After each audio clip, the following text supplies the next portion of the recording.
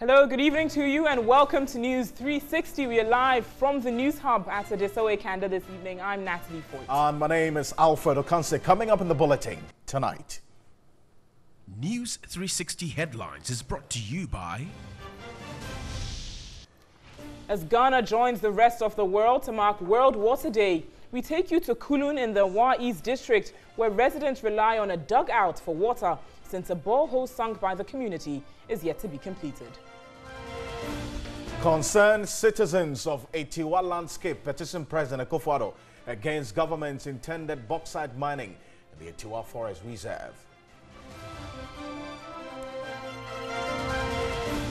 Also ahead this evening, U.S. Ambassador Robert Jackson expresses disappointment over public outcry on Ghana-U.S. Defense Cooperation Agreement. Meanwhile, the National Democratic Congress, NDC, has described the proposed security cooperation agreement between Ghana and the United States as a disservice to Ghana's military.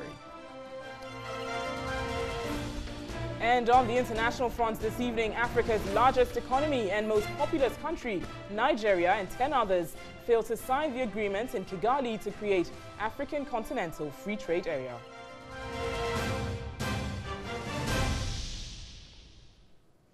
We've got the details of these stories for you here on News 360, including news from the world of sports and entertainment. We're streaming live all across the world on 3news.com and TV3 Ghana on Facebook. You can also watch us on DSTV channel 279. Let's get started with our very first story this evening. And today is World Water Day. So let's start off from Kulun in the Wa West District of the Upper East region. The Wa East District of the Upper West region, where residents rely on a dugout because the borehole sunk by the community is yet to be completed. Bright Nana Amfo has the rest of the story.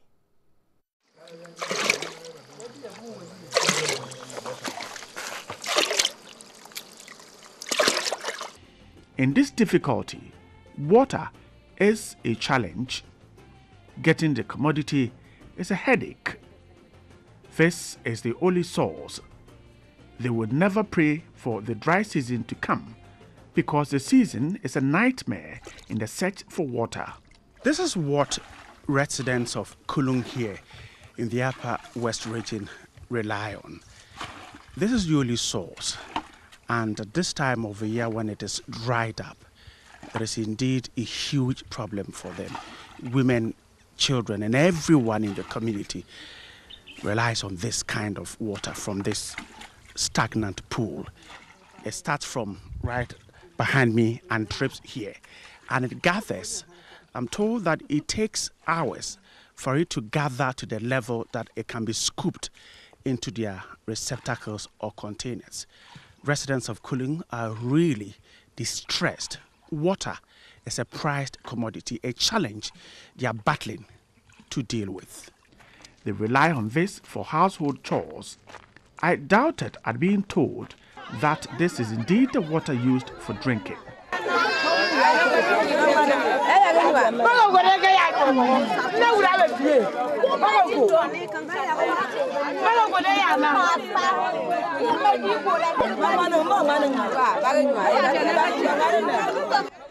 Then I got the shock of my life.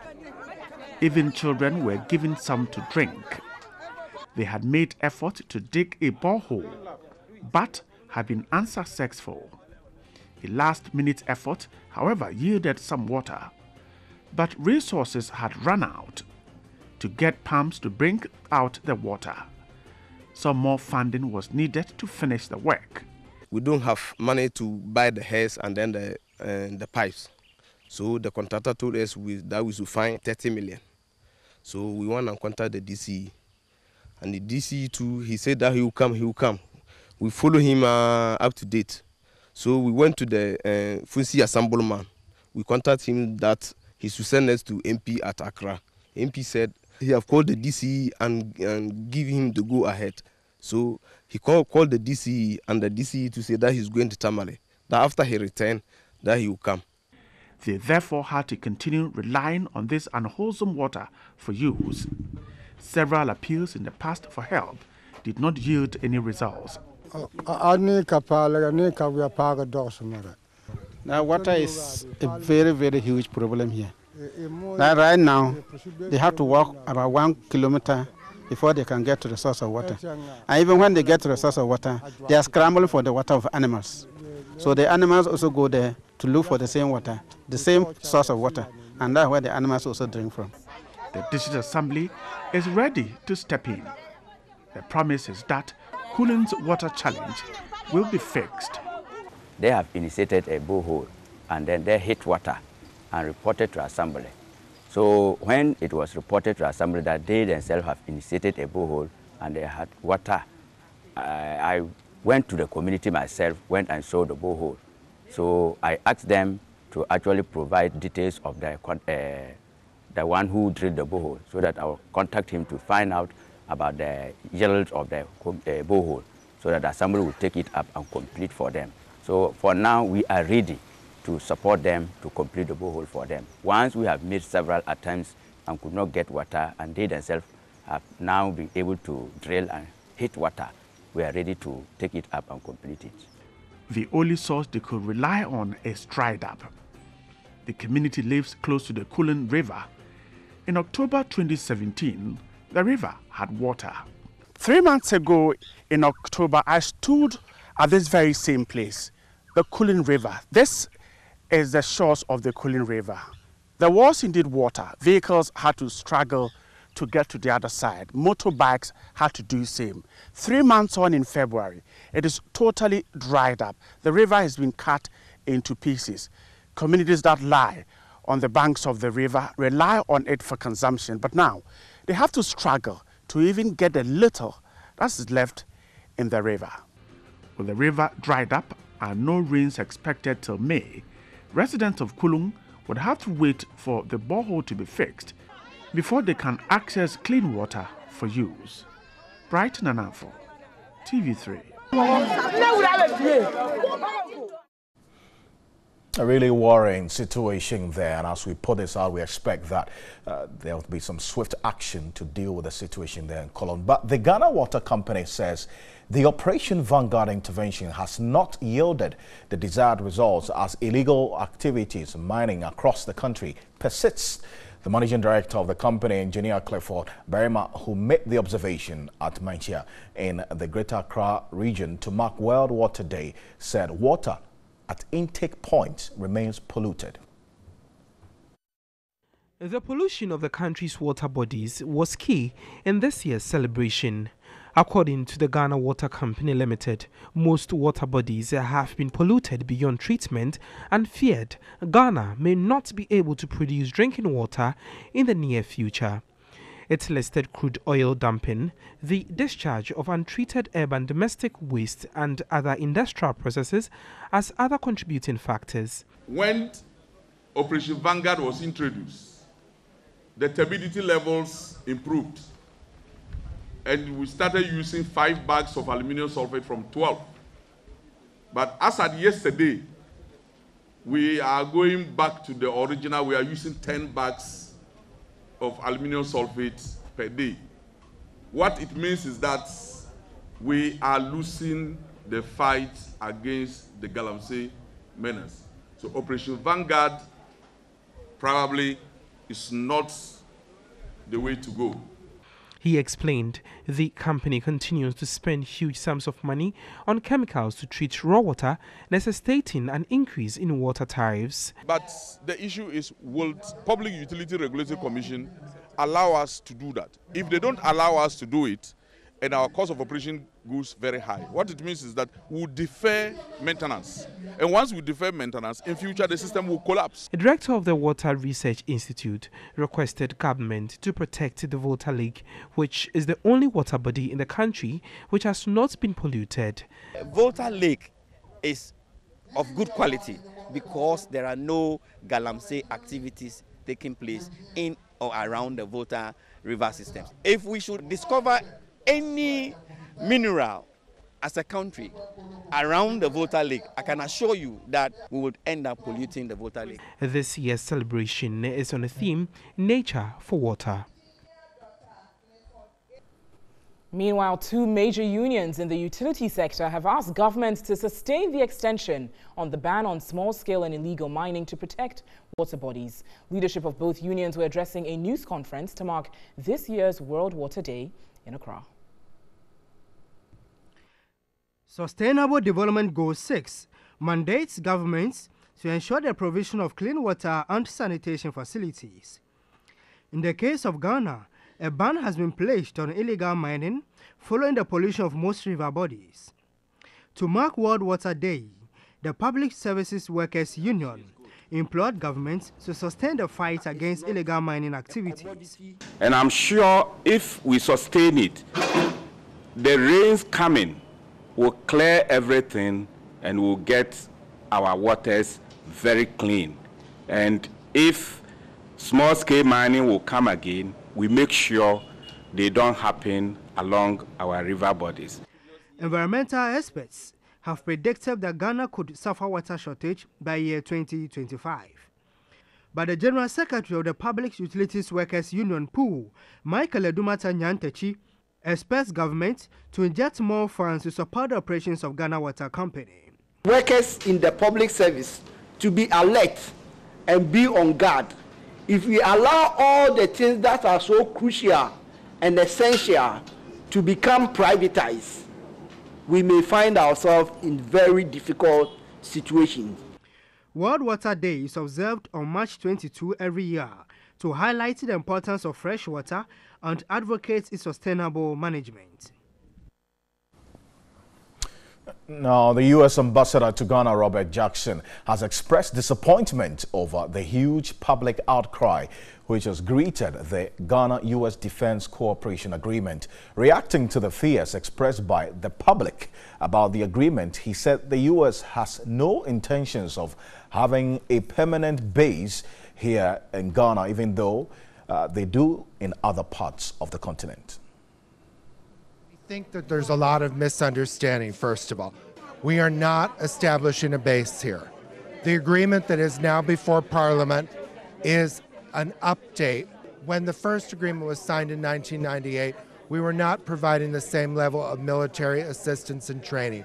We were not providing the counterterrorism training that we're providing to the police and the armed forces. Ghana was involved in peacekeeping, but not to the same level. The agreement protects Ghana by making it clear what Ghana's rights and responsibilities are, and by making it clear what the United States' rights and responsibilities are. This is not a backdoor to do something different. It's to ensure that we all agree on what it is that we're doing through our security cooperation. We are guests in this country. We are here when we exercise and do training only at the invitation of Ghana. And we have no intention of having any kind of permanent presence here. We have permanent presence in other countries in the region. What we're looking to do in Ghana is to make certain that Ghanaian forces are as prepared or better prepared than neighboring countries to deal with any threats, whether from crime or terrorism. The citizens feel that there's too much in the agreement for the U.S. than for Ghana, especially the unlimited access to certain places, tax exemptions, and so on and so forth. And they feel that maybe the U.S. is taking advantage of the country. In fact, the tax exemptions are the same language that's in the 1998 agreement, so that's not new. And the access is misunderstood. The way the agreement is written is very legalistic.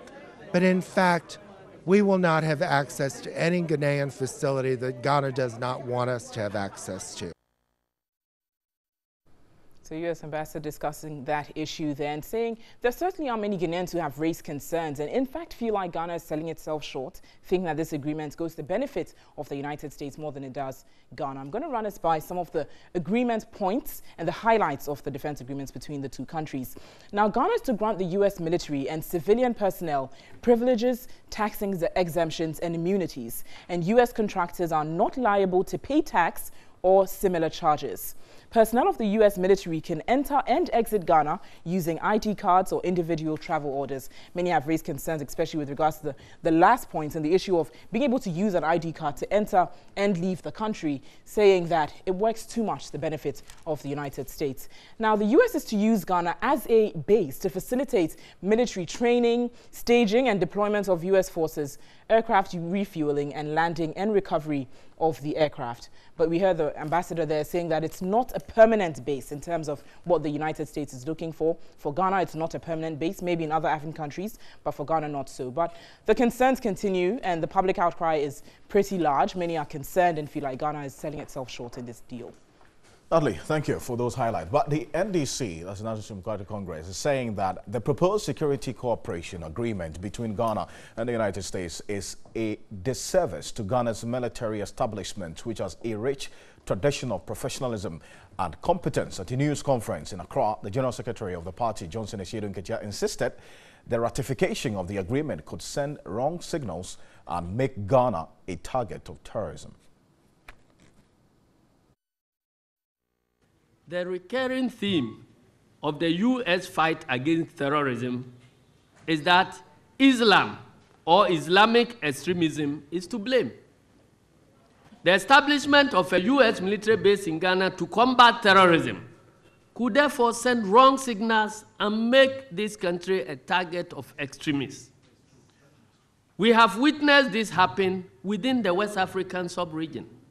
The General Secretary noted the Defense Minister's actions to push for the ratification of the agreement could be cited for treason for attempting to subvert the sovereignty of Ghana, but was quick to add that the minister could not be blamed because he was acting on the instructions of the president. President Nana Akufo-Addo, who appears to have been swayed by an award conferred on him on his recent visit by a U.S. lobby firm called the Whitaker Group.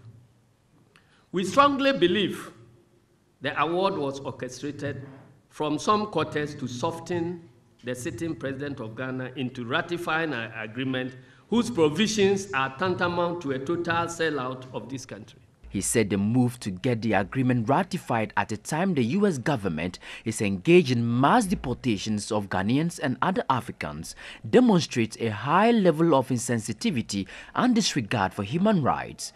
If the NPP government had any regard for the sensibilities of Ghanaians who are at the receiving end of such harsh treatment, it would have thought twice about presenting such an agreement to Parliament. In fact, we should not forget that President Trump has himself described Ghana and predominantly black nations as shitholes. And no formal apology or retraction has been made by his administration or his representatives in Ghana. The Minority Chief Whip Mohamed Mubarak Muntaka refuted claims the minority leaked the document to the media. If those documents were not meant for the public, they know the procedure to use. But it was laid and distributed to everybody in a pigeonhole. So how can you be saying leak? Meanwhile, this thing was in the media on Monday. The document came to Parliament on Tuesday. The NDC indicated it will suspend the agreement and initiate a review of its provision if it regains power. Well, let's just stay a bit on this. Dr. Vladimir Nchidanso is international relations expert and director of academic affairs at the Ghana Armed Forces Command and Staff College. He joins me in studio. Thank you, sir, for your time. Good evening to you. You're very welcome. I recall that a couple of days ago when this was first, referred to Parliament's Committee on Defense and Interior, there was a question about whether it should not be also roped in the Foreign Affairs Committee of Parliament because this document has some bearings of foreign affairs relations. The Speaker disagreed. I want to find out from you if it has any foreign affairs implications. Well, specifically it does, one way or the other. If you watch out, the first agreement referred to in, 2015, was signed by the Minister for Foreign Affairs. So in any case, whether you look from whatever angle you want to look at it, it has some foreign affairs implication. But the Parliament knows which committee to refer to. It has legal implications, it has security implications, military implications. So the appropriate committee, when they accept it, then its implementation has foreign affairs kind of relations also.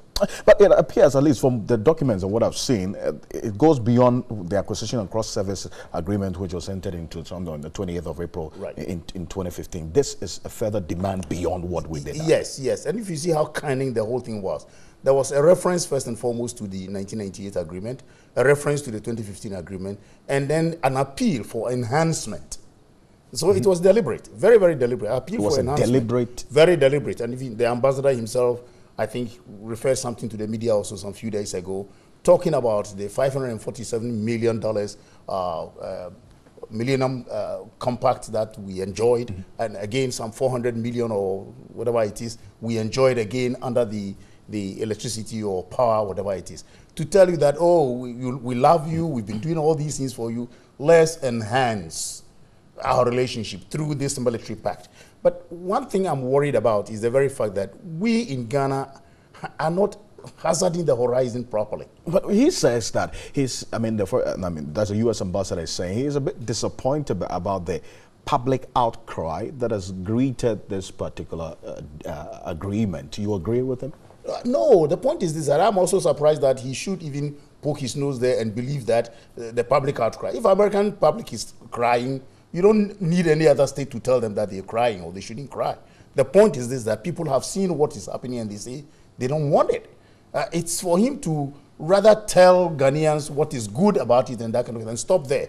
Our cry should not be his cry. I mean, that is something which I think I agree with him. You see, after this past couple of days, it's assumed a political angle. Exactly. And the moment it comes MPP, NDC, then the fine detail is forgotten, and then we focus on the politics. What are the fine details of this agreement we should avert our minds to as we discuss this? Before I go on to that, the quick one, and this is what I'm hammering. Unfortunately, Parliament, instead of sitting down, securities, everybody's, instead of sitting down and going to the nitty-gritty of the whole thing and debating it in a bipartisan way and coming out with what is good for Ghana, are playing football with it. And that is what the ambassador has seen, and that is why he's poking his nose there. Now, the nitty-gritty is very simple. America is trying to make all those kind of notes all over Africa. I think I have a document here your viewers may not see if you watch out.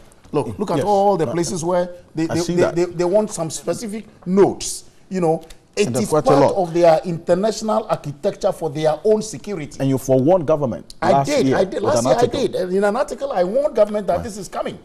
You know, but I think government officials are not interested in intellectual writings. You know, I warned about Guantanamo. They came. The whole thing is such that America wants to take the whole world as part of their security terrain. That at any point in time when they have to move, they have to move. So this particular document creates a situation where America is looking for a node, a small space, not a big base. There are three categories in the base level. This is the last of that.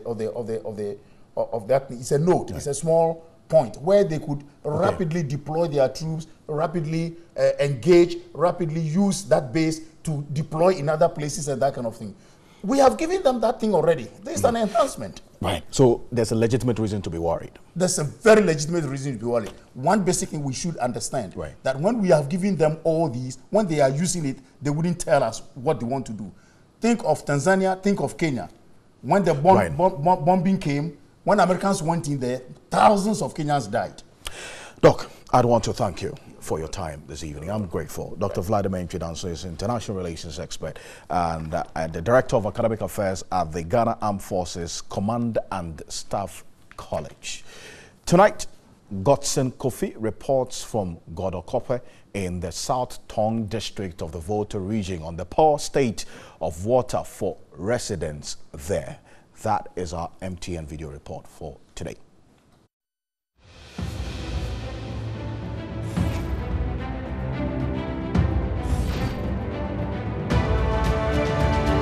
My name is Godson Kofi, and I'm reporting from Godokope, town in the Southern district of the Volta region. This village is about a 20 minutes drive away from Sogakope, and I am reporting to show to you the kind of water these people in this community are drinking. In the form of a source of water, this is what they drink, they bath, they cook, and everything that they use to drink. And so I'm just reporting to appeal to the government and authorities to come and support them. Now I can see some of them here fetching the water.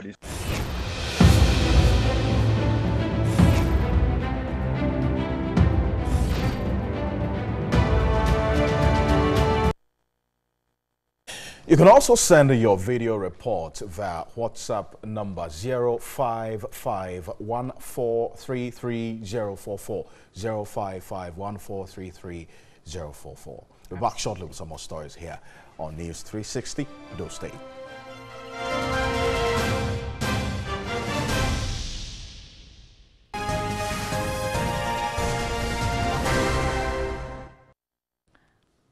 All right, thanks so much for staying with us on News 360. Time for business with me, Nanikia Mensah Brampan, talking about Savannah Brokerage and matters arising. The Director General of the Securities and Exchange Commission, Ghana, Daniel Ogbami-Tetteh, has advised the public to be wary of low-risk and high-yielding investment schemes being offered by certain financial institutions. Now, he said prospective investors can seek and verify the status investments companies from the Securities and Exchange Commission before making investments. Reports indicate thousands of customers of the online investment scheme Savannah Brokerage are counting their losses as the digital platform has been inaccessible for weeks. An estimated 2 million cedis was invested across the country by the public. The website of the brokerage firm is currently down, but its web address points to a location in Nairobi, Kenya.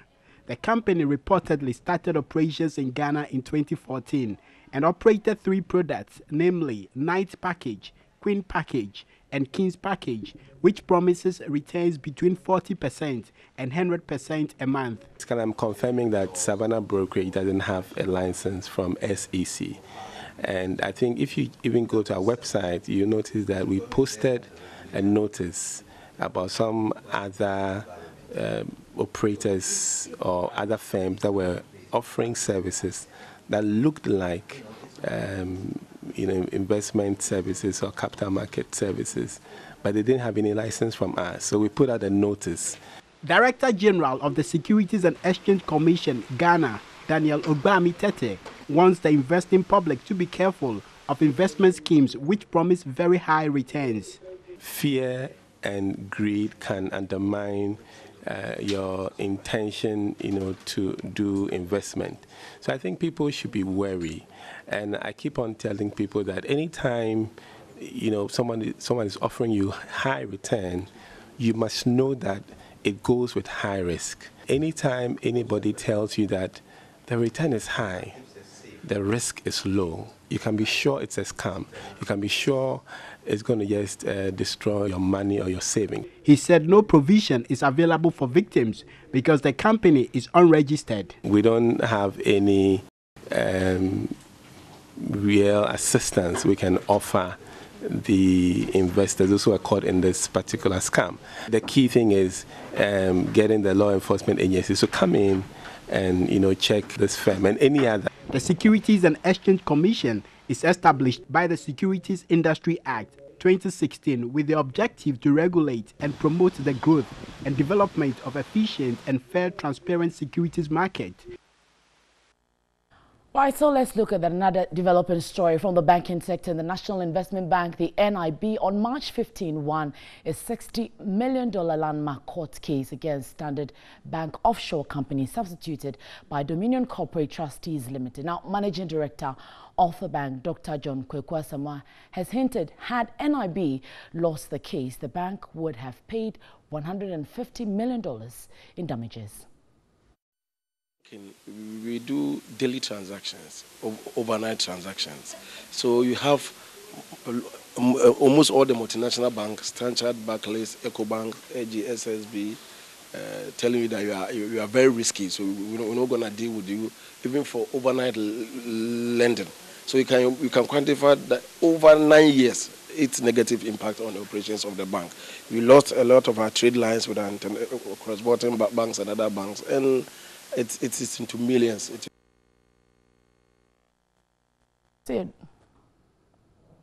And now to the Ghana Stock Exchange. The exchange will be listing 3 additional equities on the stock market in the second quarter of the year. Now, the Managing Director, Kofi Yamwa, who disclosed this, has therefore urged small and medium-scale enterprises, that is SMEs, to take advantage of the many incentives for listing and trading on the Ghana alternative market to raise capital to expand their operations.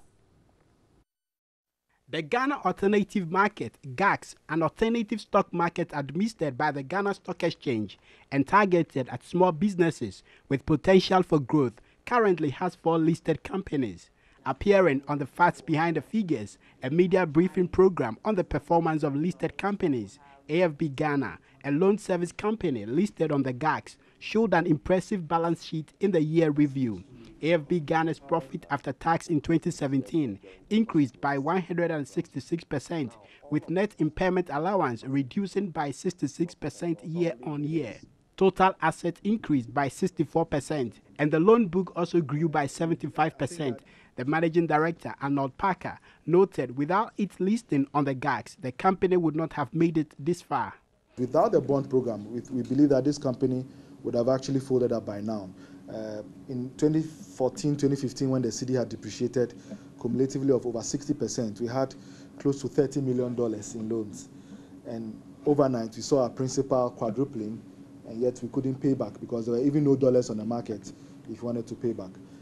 We had to run to the market, issue bonds, pay off all our dollar debt, and today the business is a success story. The MD of the Ghana Stock Exchange said the success story of AFB Ghana listing on the GAX can be replicated by other SMEs who have not yet taken advantage of the GAX. AFB corporate notes and bonds are rated. And GIFIM in particular, that is, GIFIM stands for Ghana Fixed Income Market. The governing committee is discussing the issue about rating of corporate notes and bonds. And so if they have done it already, even without the prompting of GIFIM, then that is the way to go as far as future corporate notes and bonds listing on the market are concerned. He indicated the exchange has new IPOs lined up for the second quarter of the year. We will have Asadek, which is into aluminium production, which has also submitted its application. We believe that if they do get SEC's approval to launch its public offer, then it will follow after the GICAT. The Ghana Stock Exchange currently has 42 equities from 37 companies and 2 corporate bonds. All right, so on the currencies, well, it seems that President Trump's efforts to push some tariffs on Chinese trade is, well, doing good for the Ghana cedi to the dollar, because we're still appreciating, seeing 4 Ghana cedis 41 pesos and 4 Ghana cedis 42 pesos there on the interbank markets. For the cedi to the euro, it remains the same, and for the cedi to the pound, it has depreciated by some 0.30 percentage points there. So let's see how it turns out for us. But that's it for business tonight. My name is Nanikia Mensah-Brampa. Alfred stands by for more.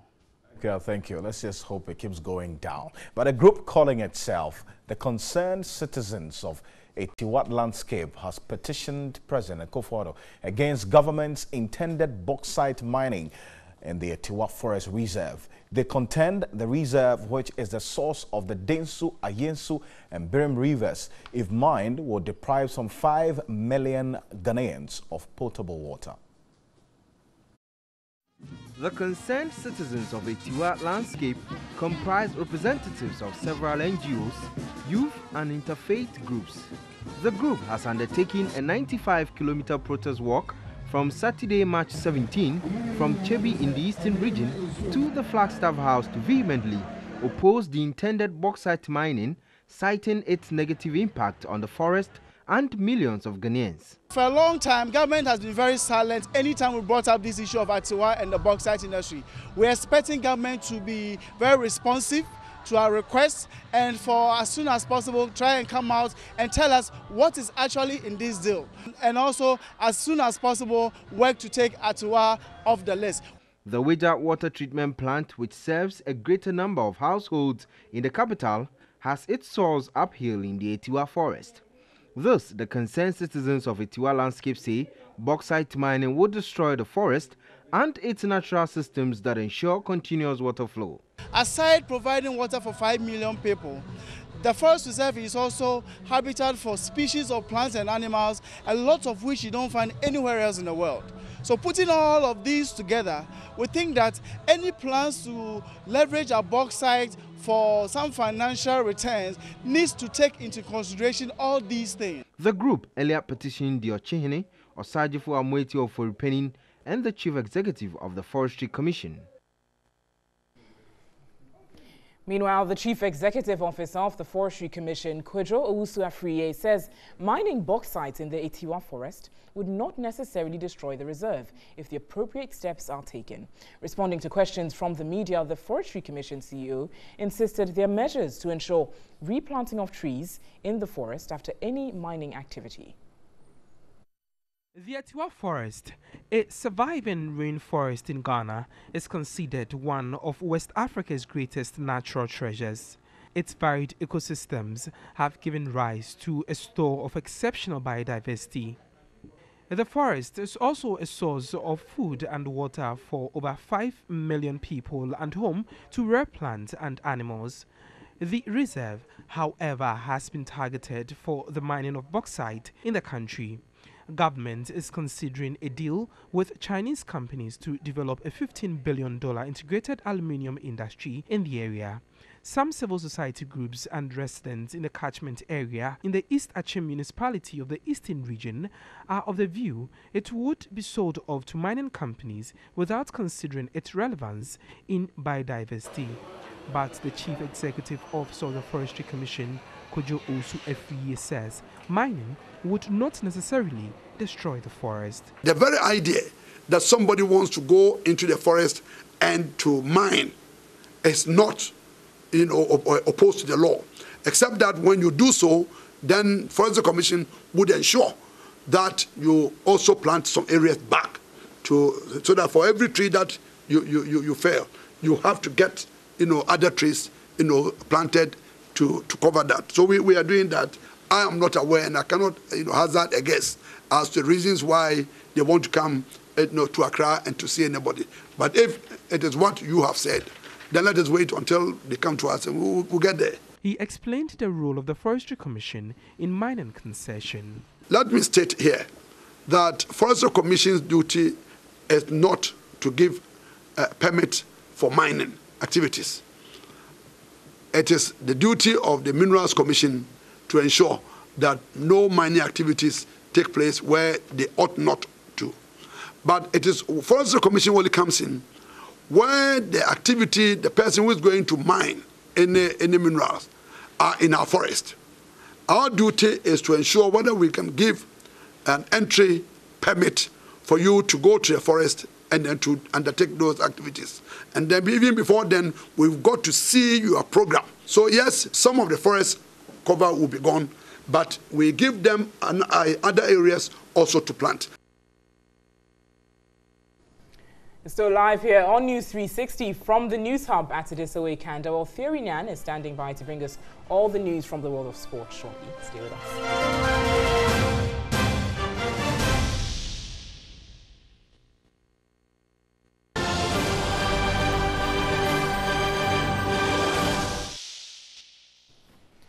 Welcome back to News 360. And on the international front this evening, Africa's largest economy and most populous country, Nigeria, as well as 10 others, have failed to sign the agreement to create the African Continental Free Trade Area in Kigali.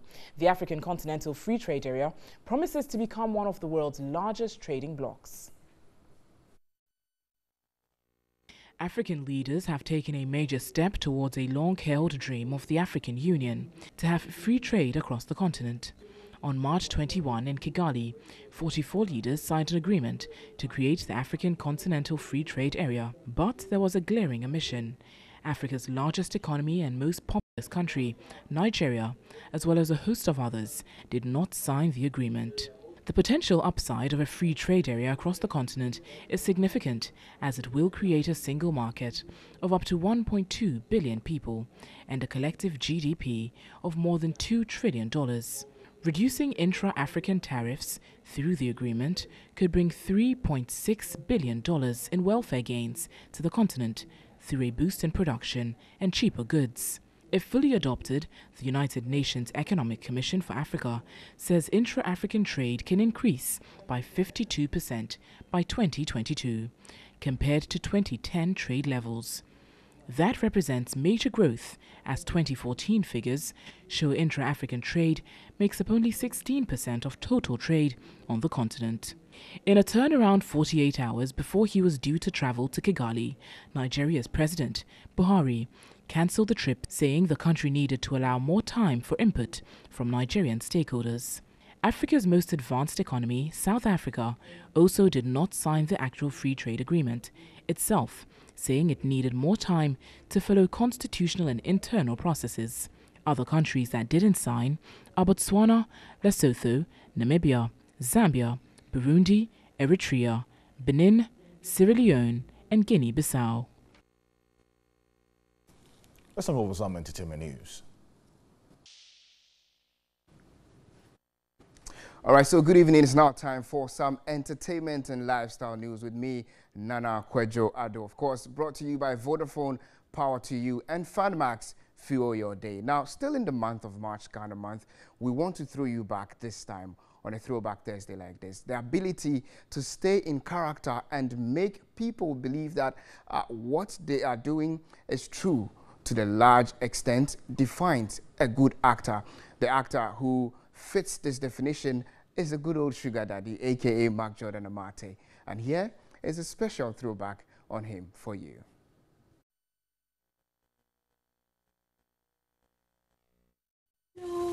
My sweetheart. I didn't know it was 5 p.m. Why? Until I heard you knock at the door. Is that right? Oh, you are welcome, my dear. Thanks so much. How is that today? Everything is fine. Good. HN Films produced movie Fatal Decision was a blockbuster in the early 90s. If possible, try and get a second wife just to see if God will bless us with a child. The movie featured almost all the top actors then: Grace Norte, Reverend Eddie Kofi, Mercy Ofe, who played Mrs. Mensah, and star actor Mac Jordan Amartey. Now, Sarah, your game is up. And the show is over. Whose shoe is this? And that. And this. I don't know anything about it. Please, it's a plot. Mac Jordan, who was under a spell by his second wife, accused his loyal first wife of infidelity and sacked her. Super Odi came and did all that. He went to our bedroom. He scrambled and just for the service to appear as if something had taken place. So when I got in from work, looked out, watched, and said, what is this? I suspected my wife. Beyond the accusations were insults and name-calling. A man like me, for somebody to have sex with my wife, you can just imagine. I bled and blasted her and all that. Insulting her, she'll go away. She should leave at once. I shall. I shall. Frenivier. I shall. It was a moment of hell for the woman. Not even the intervention of their pastor would appease Mac J.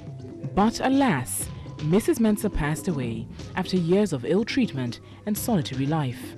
It was just a movie, but fans hated Mac Jordan for his wife's death. Mac J revealed he was almost beaten by some emotional fans in Tema. And they spoke in Fanti or Tree. We are Bonnie, we are Shaninim, we are Sa, who wife, on your prostitute. Now, who Shani 3, Shani way, and they were seriously. You could imagine it was a reality. Yeah. I was smiling and all that. The memories are simply amazing. Well, that's what you get when you're good at your act. You end up getting emotions out of people. Who tells you we drink? Who tells you? You are a big liar. In fact, I have regretted that. It's unfortunate. It's unfortunate. All right, so that was a good old Mark Jordan Amate. Of course, Alfred is telling me how emotionally captivating it is from 1992. Absolutely. Fatal Decision. But I will move on to our next story, rather a lifestyle story. We have an interesting question to ask you today. Would you wish or wash and cook for a man who you are yet to marry? That's the question we're asking. And they drop.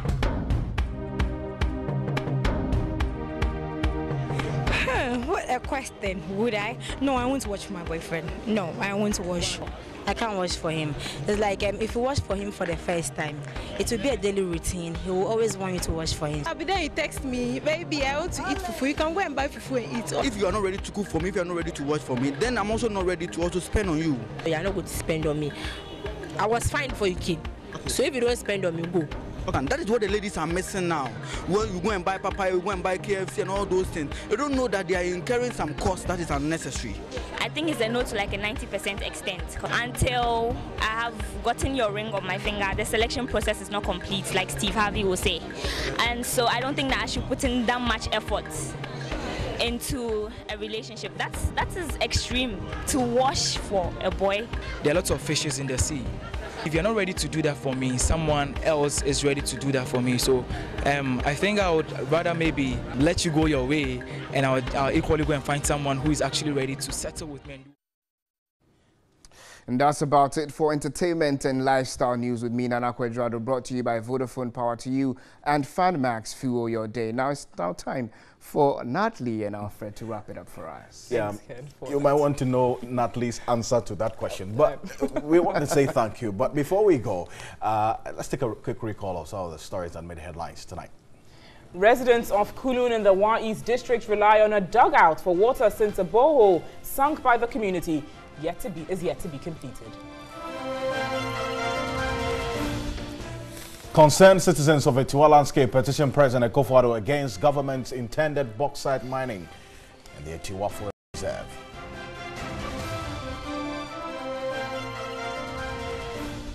U.S. Ambassador Robert Jackson expressed disappointment over public outcry on Ghana-U.S. Defense Cooperation Agreement.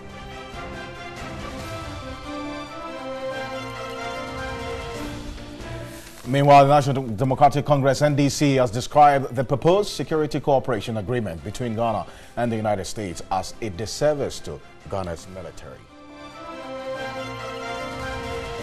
And on the international front, Africa's largest economy and most populous country, Nigeria, and 10 others failed to sign the agreement in Kigali to create African Continental Free Trade Area. On behalf of the rest of the team, we're grateful. My name is Alfred Okansi. And I'm Natalie Ford. Visit our website, it's 3news.com, for some more news. As always, news at 10 will simulcast on our sister station, that's 3FM 92.7. Thanks so much for watching and have a lovely evening.